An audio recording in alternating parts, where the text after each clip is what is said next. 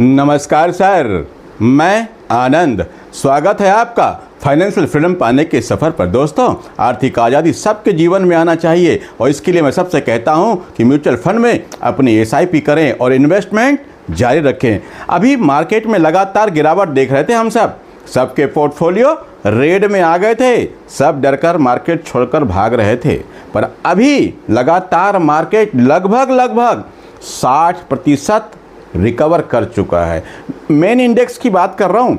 हमारे mutual fund portfolio में कई प्रकार के अलग अलग शेयर होते हैं, स्मॉल कैप, मिड कैप, कई तरह के। तो वहाँ पर हो सकता है थोड़ा सा कम दिखाई दे, पर आज के मार्केट की स्थिति देखें तो लगभग 60% हमारा मार्केट रिकवर हो चुका है।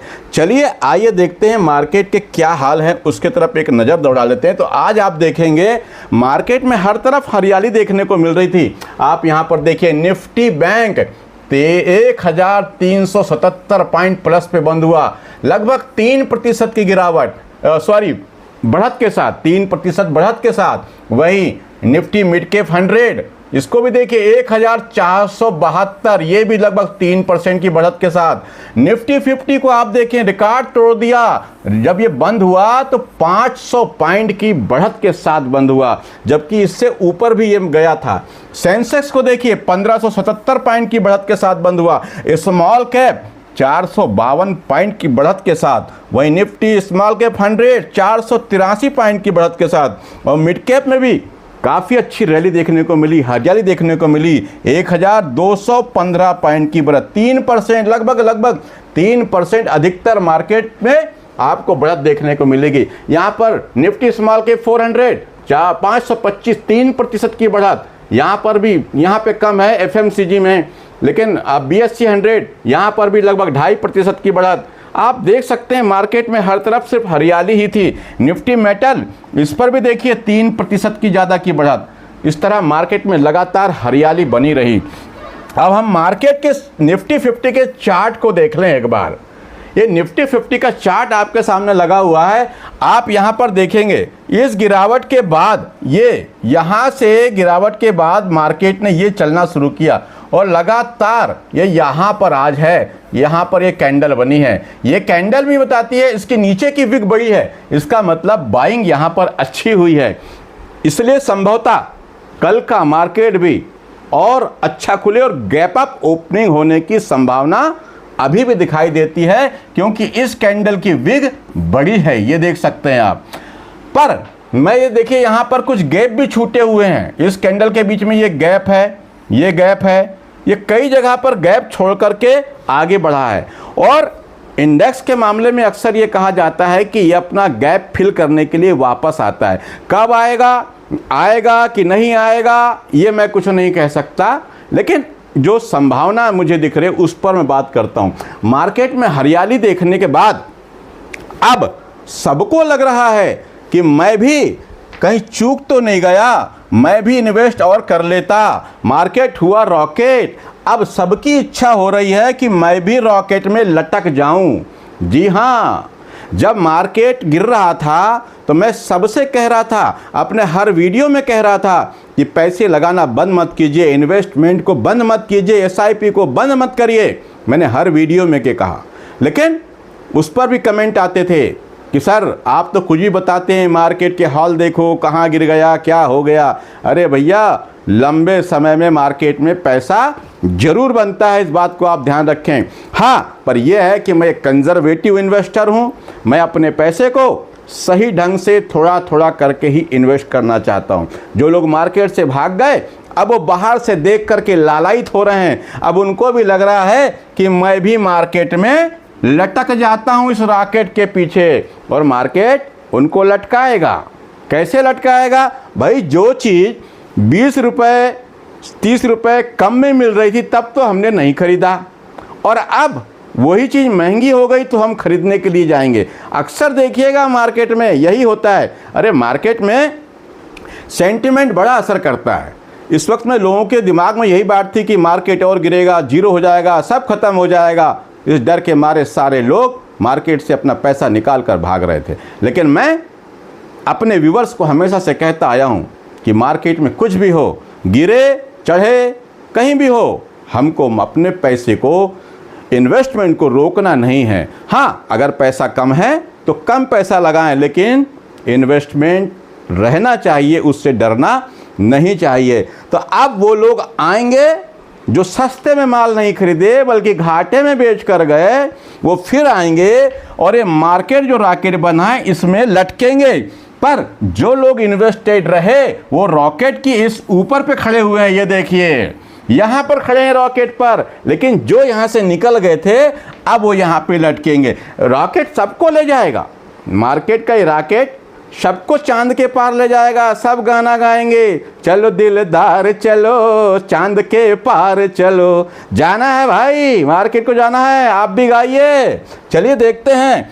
अब इसके बाद अब मैं यही कहूँगा कि मार्केट की इस गिरावट को, इस बढ़त को हमेशा मत मान लेना। मार्केट चलता है, ऊपर चढ़ता है तो गिरता भी है। अभी भी अपने पैसे को सही तरीके से इन्वेस्टमेंट करिए। आपका पोर्टफोलियो कल जब आप सुबह उठेंगे अपना मोबाइल खोल कर देखेंगे तो आपके पोर्टफोलियो में होगी हरियाली और बना होगा अच्छा रिटर्न। चलिए मैं कुछ कमेंट पर आता हूँ, आप लोगों के कुछ कमेंट ले लेता हूँ जो मेरे पास हैं। चलिए, एक पहला कमेंट मेरे पास है श्री राम खेड़कर सर का। ये लिखते हैं, सर एंजल वन ऐप से डायरेक्ट ग्रोथ प्लान में किया है, प्लीज सपोर्ट क्या करना है सर? आपने डायरेक्ट प्लान लिया है, एंजल वन से लिया है, डायरेक्ट ग्रोथ प्लान है तो कहीं कोई दिक्कत नहीं है, बने रहिए।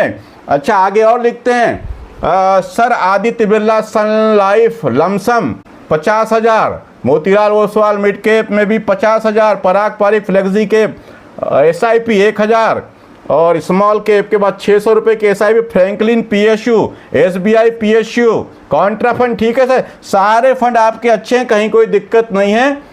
पर ये जो दो PSU भी लेके रखे हैं ना, सेक्टोरल थीमेटिक फंड, ये मुझे पसंद नहीं है, पर आप अपने रिस्क के अनुसार रखना चाहें तो रख सकते हैं। चलिए अगले कमेंट पे आता हूं, और अगला कमेंट मेरे पास है दादूराम पटेल और साथ में नीतेश शिंदे। ये सर दोनों के कमेंट एक हैं। ये कह रहे हैं कि मुझे 5 कोई ऐसे म्यूचुअल फंड बताइए जहां पर मैं अपना इन्वेस्ट कर सकूं। तो देखिए, पैसा आपका है, आपको कहां इन्वेस्ट करना है वो मुझे नहीं मालूम, लेकिन अगर मुझे SIP करनी होती तो मैं 5 फंड कौन से चुनता? बंधन small cap, ICICI prudential multi cap, Canara Robeco blue chip fund, JM flexi cap या पराग पारिक फेलिक्स कैप, दोनों में से कोई एक, और UTI Nifty next 50 index fund.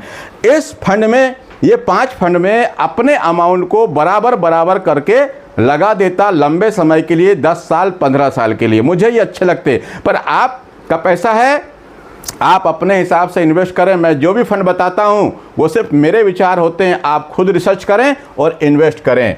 Market में गिरावट हो सकती है, इससे डरना नहीं है। चलिए अगले कमेंट पे आता हूं।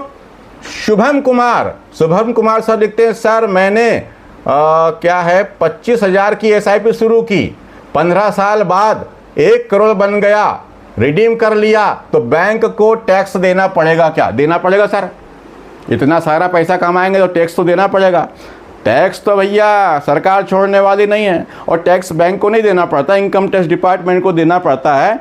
ऐसा ही एक कमेंट और मेरे वीडियो पे आया था टैक्स के बारे में, इसकी सर आप बताते हैं कि 5 करोड़ बनेगा, 20 करोड़ बनेगा, लेकिन ये नहीं बताते कि टैक्स कितना देना पड़ेगा। भाई टैक्स तो देना पड़ेगा, लेकिन टैक्स बचाने के भी, या टैक्स बचाने मतलब देना तो पड़ेगा, बस कुछ तरीकों से कम किया जा सकता है। अब आपके कमेंट को मैं लेता हूँ, आप 25,000 रुपये महीने की SIP करते हैं और कितने साल का समय? 15 साल तक आप करते हैं, और 15 साल बाद आपका जो पोर्टफोलियो का अमाउंट है वो बन जाता है 1 करोड़। तो इस 1 करोड़ में से आपका इन्वेस्टमेंट अमाउंट है 45 लाख रुपए, और आपको प्रॉफिट हुआ 55 लाख रुपए का। अब ये, क्योंकि यहाँ पर जो टैक्स देना पड़ता है ना, प्रॉफिट पे देना पड़ता है। आप जब रिडीम करते हैं, पैसा निकालते हैं, यूनिट सेल करते हैं, तो जो प्रॉफिट होता है उस पर लगता है। तो आपका प्रॉफिट यहाँ कितना हुआ? 55 लाख रुपया। अब 55 लाख रुपए में अभी की स्थिति में हम देखें तो 1,25,000 की छूट वैसे ही है, तो वो छूट आप मिल जाएगी। उसके बाद जो पैसा बचेगा, उस पर लॉन्ग टर्म कैपिटल गेन 12.5% का टैक्स आपको देना पड़ेगा, जो होगा लगभग 6 लाख 71,000 रुपये के आसपास। अब सर आपने 55 लाख रुपए कमाया है, 6 लाख रुपए टैक्स तो देना पड़ेगा। हाँ, टैक्स को कुछ कम किया जा सकता था अगर बीच में। अगला वीडियो कुछ दिन बाद मैं एक वीडियो और अपलोड करूंगा जिसमें टैक्स हार्वेस्टिंग के बारे में बता चुका हूं, लेकिन एक बार फिर उस पर चर्चा करेंगे। चलिए अगले कमेंट पे आता हूं। ये है अरविंद पटेल सर। अरविंद पटेल सर का कहना है, सर मैं अपने सन के लिए SIP कर रहा हूं। मेरा टारगेट 30 साल का टारगेट है और मेरे सन की उम्र अभी 21 साल है। 21 साल का बेटा है, 30 साल का टारगेट है। 25,000 रुपये महीने की SIP कर रहे हैं। क्या लॉन्ग टर्म के लिए ये सही है? आपके पास कौन कौन से फंड है उसको देख लेते हैं सर। देखिए, अच्छा आपकी उम्र लिखी आपने 47 साल और आप दोनों पति पत्नी गवर्नमेंट रिटायरमेंट हैं, ओल्ड पेंशन वाले हैं। आपको पैसों की आवश्यकता अपने खर्चों के लिए नहीं है। आप अपने बेटे के भविष्य के लिए उसको सुरक्षित करने के लिए इन्वेस्ट कर रहे हैं। बहुत बढ़िया कर रहे हैं सर जी। मगर आपके फंड देख लेते हैं। JM flexi cap 6,000, ICICI blue chip fund 5,000, Motilal Oswal mid cap 5,000, HDFC multi cap fund 4,000, Tata small cap 5,000। सारे फंड आपके बहुत बढ़िया हैं, पूरे फंड आपके अच्छे हैं सर। अरविंद पटेल सर, देखिए क्योंकि आप बच्चे के लिए कर रहे हैं, अपने बच्चे के भविष्य के लिए, आपकी SIP है 25,000 रुपये महीने की और आपने टाइम लिखा है 30 साल।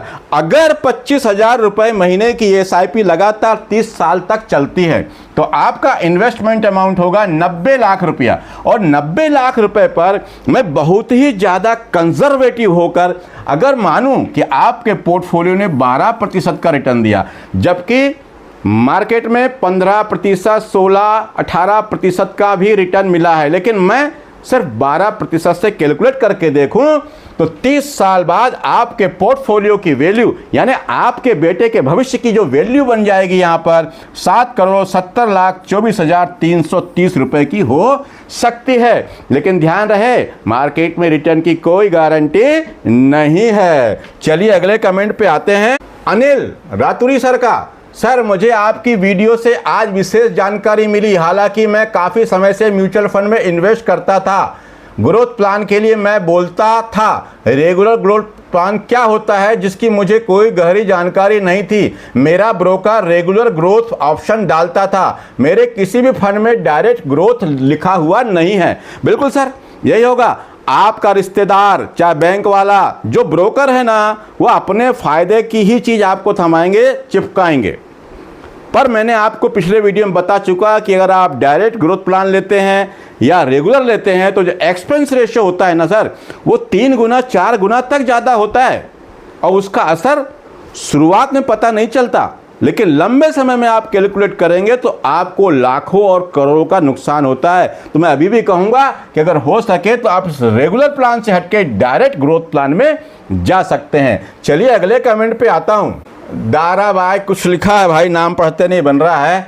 इनके पास 9 फंड हैं। बंधन स्मॉल कैप, अच्छा निप्पॉन स्मॉल कैप 1500 रुपये, बंधन small cap 1500, quant small cap 1000, Motilal Oswal mid cap fund 1000, HDFC mid cap opportunity 1000, HDFC flexi cap 1000, पराग पारिक फ्लेक्सी कैप फंड में भी 1000, Nippon India large cap fund में भी 1000, ICICI prudential blue chip fund में भी 1000। देखिए fund तो सारे आपके अच्छे हैं, लेकिन कुछ ज़्यादा फंड हैं, जैसे अब ये लार्ज कैप ब्लू चिप लगभग एक जैसे हैं। यहाँ पर स्मॉल कैप भी आपने 1, 2, 3 स्मॉल कैप लिए हैं, तो यहाँ से कोई एक स्मॉल कैप आप कम कर सकते हैं। वहीं मिड कैप की बात करूँ तो ये भी मिड कैप, ये भी मिड कैप, फ्लेक्सी कैप भी 2 हैं आपके पास में।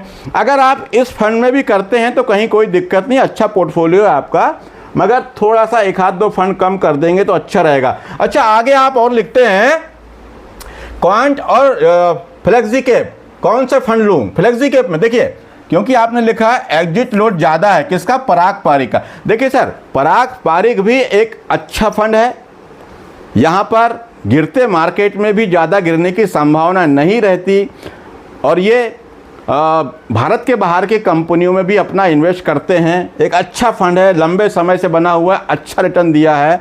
आप यहाँ पर ऐसा, रही बात एग्जिट लोड की, तो देखिए एग्जिट लोड क्या कह रहा है इसका, अगर आप यहाँ पे इन्वेस्ट करते हैं तो अगर आपने जो इन्वेस्ट किया और उस इन्वेस्टमेंट में जो यूनिट आपको मिली 1 साल के अंदर उसमें से 10%, मान लेते हैं कि अगर आपके पास में 1000 यूनिट है और आप 10% बेच सकते हैं, लेकिन 10% से ज़्यादा बेचा तो 365 दिन पहले यदि आप निकालते हैं तो एग्जिट लोड लगेगा ना।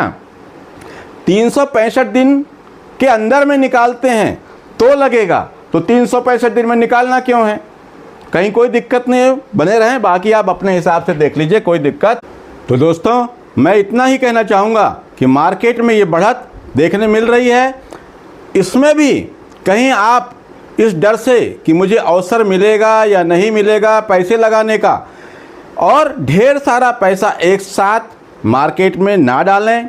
अपने रिस्क के अनुसार, अपनी उम्र के अनुसार और आपका जो टाइम है उसके अनुसार इन्वेस्ट करें। आज के लिए इतना ही, लेकिन उससे आगे बढ़ने से पहले मेरा आपसे एक निवेदन, कृपया चैनल को सब्सक्राइब कर दीजिए और वीडियो अच्छा लगा हो तो अपने दोस्त भाई व्हाट्सएप यूनिवर्सिटी में शेयर कर दीजिए। और हाँ, म्यूचुअल फंड को लेके आपके मन में कोई भी सवाल हो तो कमेंट बॉक्स में जाकर लिखें, मैं आपके सारे सवाल पढ़ता हूँ और सबका जवाब देता हूँ। कुछ लोगों के जवाब जो रह गए हैं मैं कोशिश करूँगा अगले वीडियो में देने के लिए, लेकिन तब तक के लिए नमस्कार, जय हिंद, जय